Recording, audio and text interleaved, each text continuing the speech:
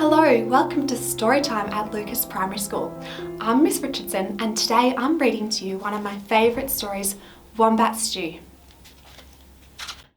One day on the banks of a billabong, a very clever dingo caught a wombat and decided to make wombat stew, gooey, brewy, yummy, chewy, wombat stew. Platypus came ambling up the bank. "Good day, Dingo," he said, snapping his bill. "What is all that water for?" "I'm brewing up a gooey, chewy stew with that fat wombat," replied Dingo with a toothy grin. "If you ask me," said Platypus, "the best thing for a gooey stew is mud. Big blobs of billabong mud." "Blobs of mud?" replied Dingo. "What a good idea. Rightio, in they go." So Platypus scooped up big blobs of mud with his tail and tipped them into the billy can. Around the bubbling billy, Dingo danced and sang, wombat stew, gooey, brewy, yummy, chewy, wombat stew."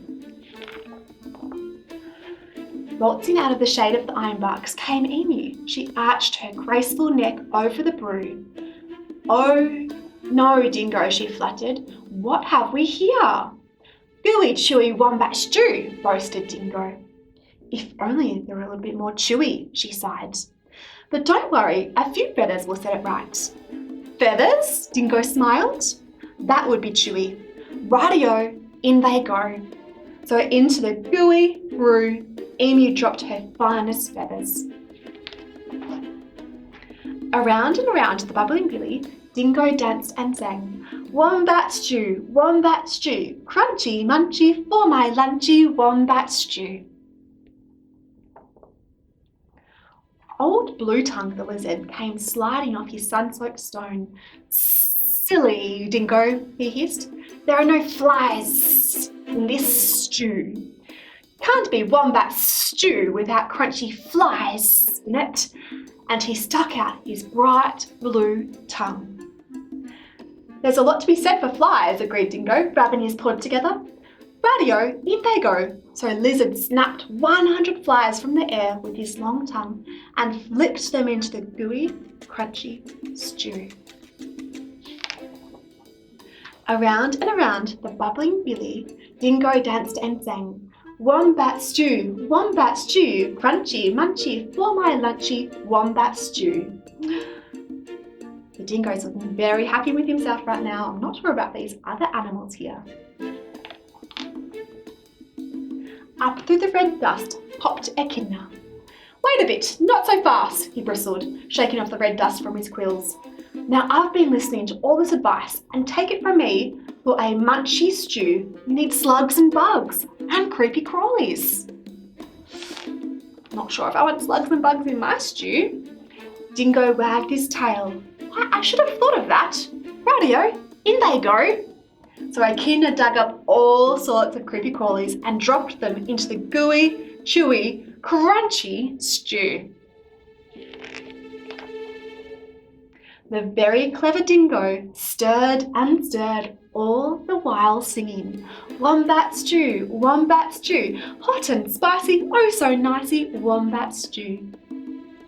We're all very clever animals right now.